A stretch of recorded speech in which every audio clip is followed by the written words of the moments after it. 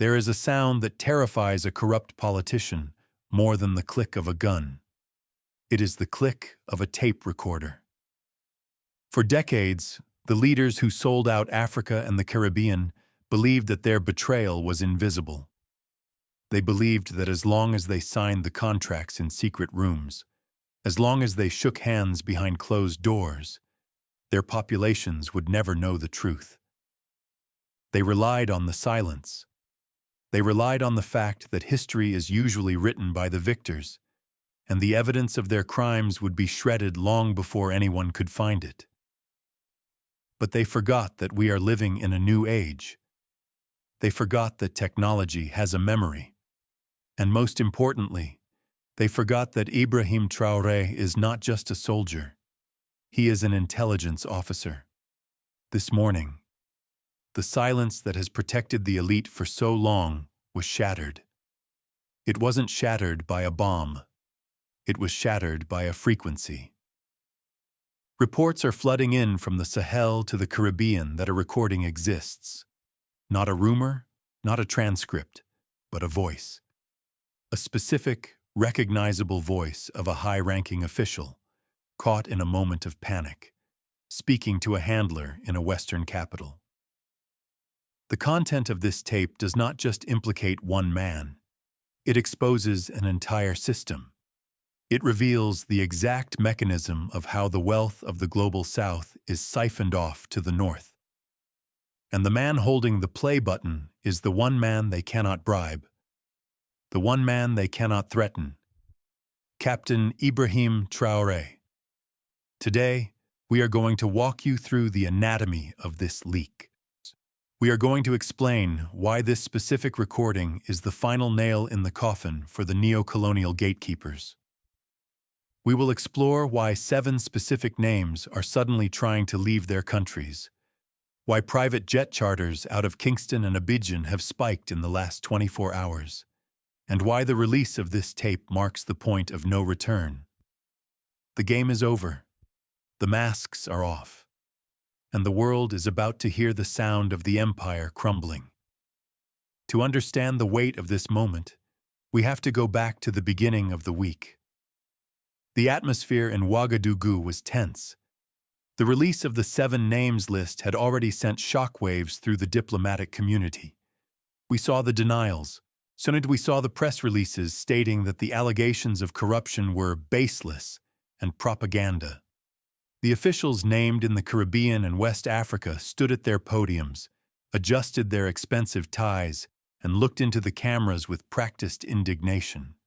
They claimed they were patriots. They claimed they had no connection to the frozen bank accounts.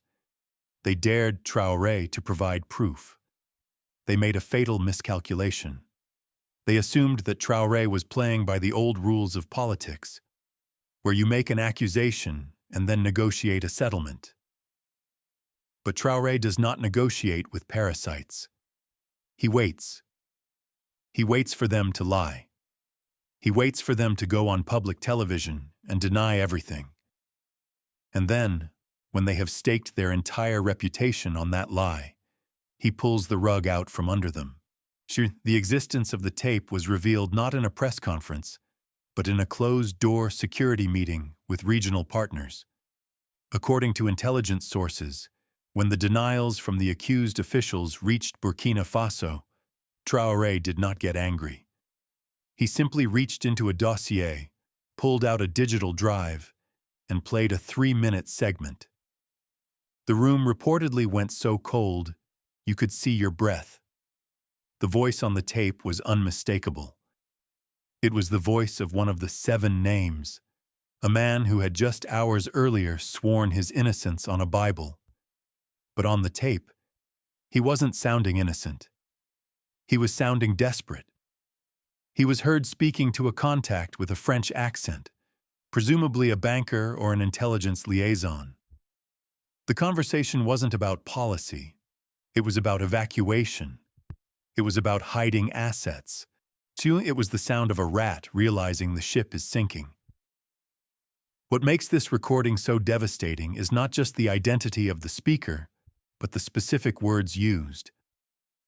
We are told that at one point, the official screams, "He knows. The captain knows about the gold transfer. You told me the Cayman route was secure." Let those words sink in.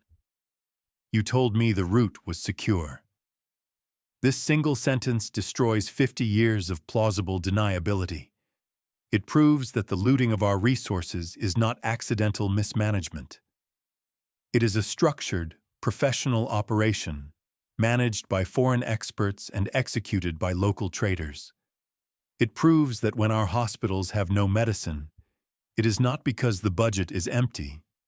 It is because the money was routed to the Cayman Islands. The release of this information changes everything. Before today, the supporters of these politicians could argue that Traoré was just a radical, that he was making things up to destabilize the region. Now, they are silent. How do you defend a man who is caught on tape betraying his own people? How do you explain away the panic in his voice? You can't. The truth has a frequency, and everyone who hears it recognizes it instantly. This is why we say, it's over. The political careers of these 7 individuals are dead. But the impact goes far beyond them. This tape is a warning shot to every other leader in the global South who thinks their secret phone calls are safe. Traoré is sending a message. We are listening. We have the receipts. And we are not afraid to use them. Let's dig deeper into the 7 names connection. When the list was first leaked, many people asked, why these specific 7? Why not others? Now we know. These 7 were not just random corrupt officials. They were the nodes of the network. They were the point men for the Western banking cartel in Africa and the Caribbean. Each of them controlled a specific sector. One in mining, one in finance, one in media, and so on. They were the firewall that kept the people from seeing the theft. Traoré didn't just pick them out of a hat. He targeted them because breaking them breaks the system. The tape reveals the fragility of this network. We often think of the deep state or the empire as this invincible, monolithic monster. But when you listen to the recording, you realize something shocking. They are afraid. They are terrified of us. The official on the tape sounds like a frightened child. He is begging his Western master for help, by asking for a visa, asking for a plane. And the most chilling part?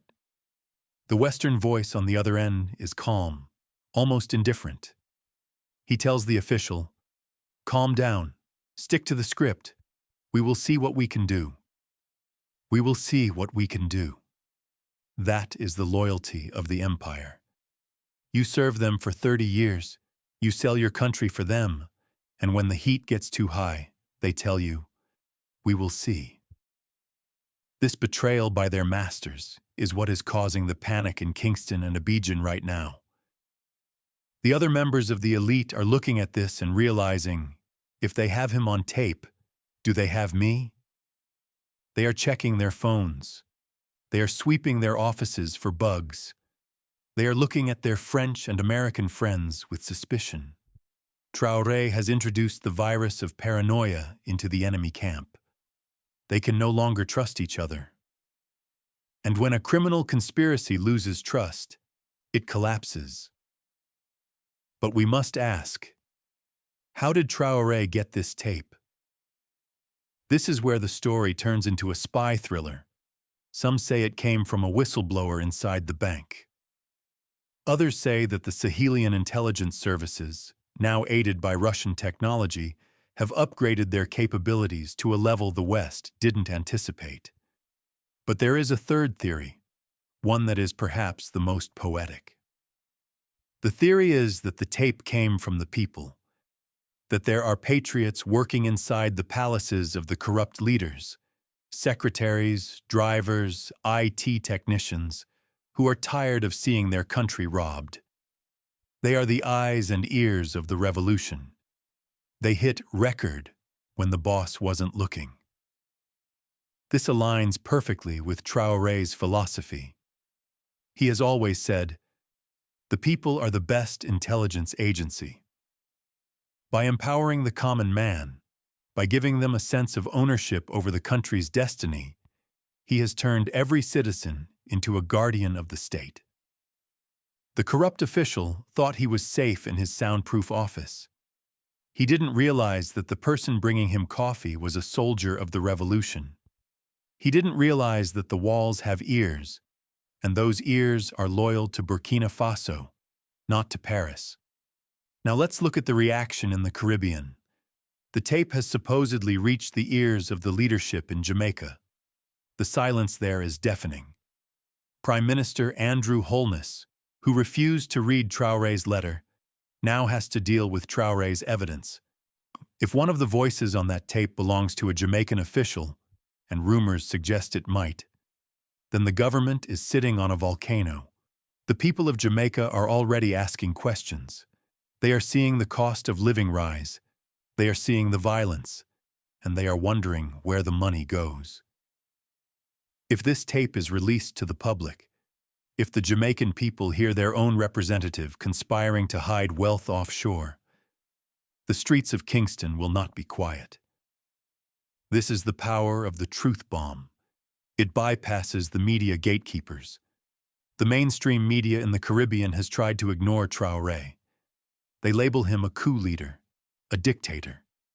But they cannot ignore a viral audio clip. It will travel on WhatsApp. It will travel on TikTok. It will be played in taxicabs and barbershops. You cannot censor a sound that everyone is sharing. Traoré has weaponized the truth in a way that makes traditional censorship obsolete. He is speaking directly to the consciousness of the diaspora. We also need to talk about the gold mentioned in the tape. The phrase, "the captain knows about the gold transfer," is the key. For months, we have suspected that the gold mines in the Sahel were underreporting their production. We suspected that tons of gold were flying out the back door, undeclared, untaxed. This tape confirms it. It confirms that there was a parallel bookkeeping system. One book for the government, and one book for the thieves. Traoré's recent move to nationalize the mines and seize the assets was not a random act of aggression. It was a precision strike based on this intelligence. So he knew exactly how much was missing because he heard them talking about it. This explains his confidence. When the West threatened sanctions, he didn't blink. Why? Because he knew he was sitting on a mountain of recovered wealth. He knew that once he closed the back door, the country would be rich enough to survive any sanction. The tape is the proof that the poverty of Africa is artificial. It is manufactured, and it is being dismantled. There is a historical echo here that we cannot ignore. Think of Patrice Lumumba. Think of Thomas Sankara. They knew they were being betrayed, but they often lacked the hard evidence to prove it to the world in real time. They were killed before they could expose the full picture. Traoré has learned from their fates. He understands that in the 21st century, information is ammunition. You don't just fight with guns. You fight with leaks. You fight with transparency. By releasing this tape, or threatening to release the full version, he is holding a sword over the heads of his enemies. He is buying protection with truth. The "it's over" in our title is not an exaggeration. It refers to the end of the era of impunity. For 50 years, the France-Afrique system and the neo-colonial order in the Caribbean operated on the principle that they were untouchable. They could steal, they could kill, and they would die peacefully in their beds in Europe. That era ended this morning. Now, every corrupt official is looking over their shoulder. They are wondering, is he recording me right now? This fear will paralyze them. It will stop them from signing new bad contracts. It will make them hesitate before stealing the next million. And that hesitation is a victory. But what happens next? The tape is out there. Traoré has played a segment, but he is holding the rest in reserve. This is classic strategy. If he releases everything at once, the shock is temporary. By holding back the full 3 hours of recordings, as rumors suggest exists, he keeps the pressure high. Every day that passes, the corrupt officials are sweating. They don't know what else is on the tape. Did they mention the president? Did they mention the bribes from the oil companies? This uncertainty is destroying their alliances from within. They will start turning on each other. We will see resignations. We will see health issues forcing leaders to step down. We will see people fleeing the country. We are already seeing the flight. The reports of the seventh name being stopped at the airport are just the beginning. The borders are being watched. The people are watching. In the past, these officials would have fled to Paris or London. But now, even those safe havens are unsure. Does the West want to host a man who is publicly proven to be a thief? It's bad PR. The radioactive official is a new phenomenon. Traoré has made them toxic. And to the people of the diaspora watching this, you are part of this operation. When you share these stories, when you comment, "Release the tape," you are amplifying the pressure. You are telling the world that you are listening.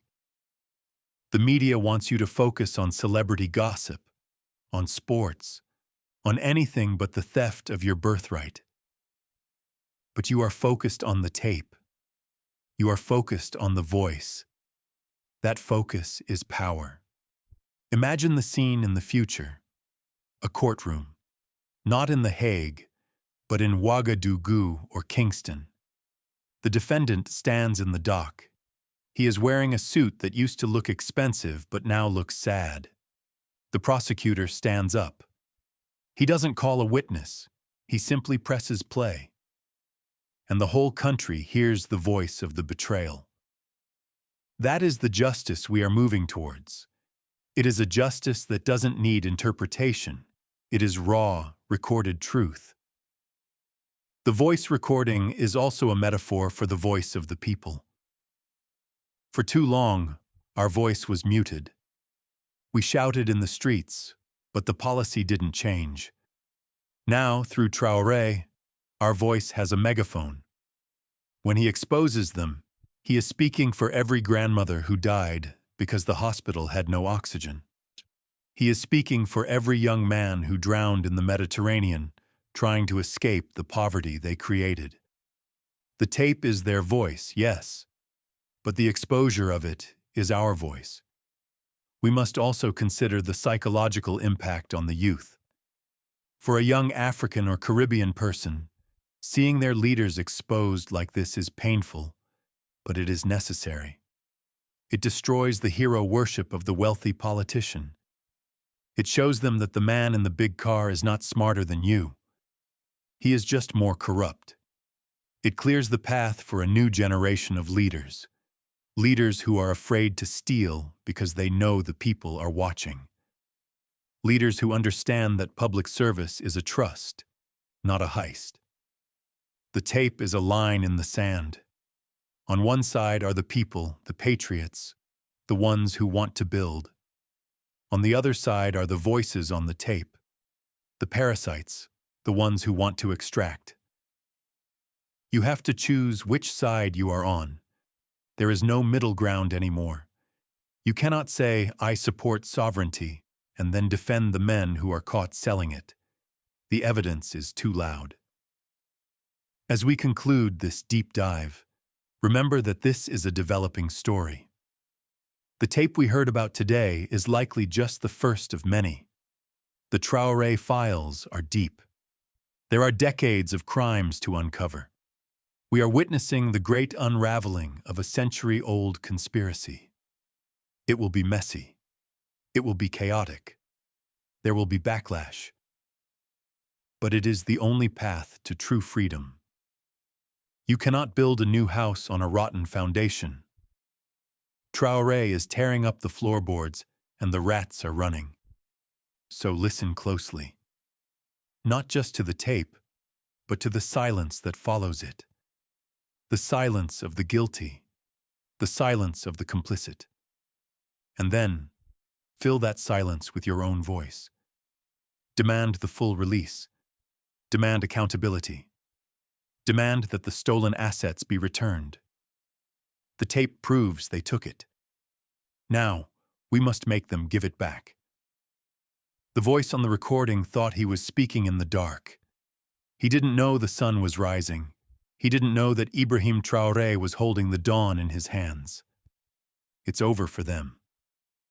But for us, it's just beginning.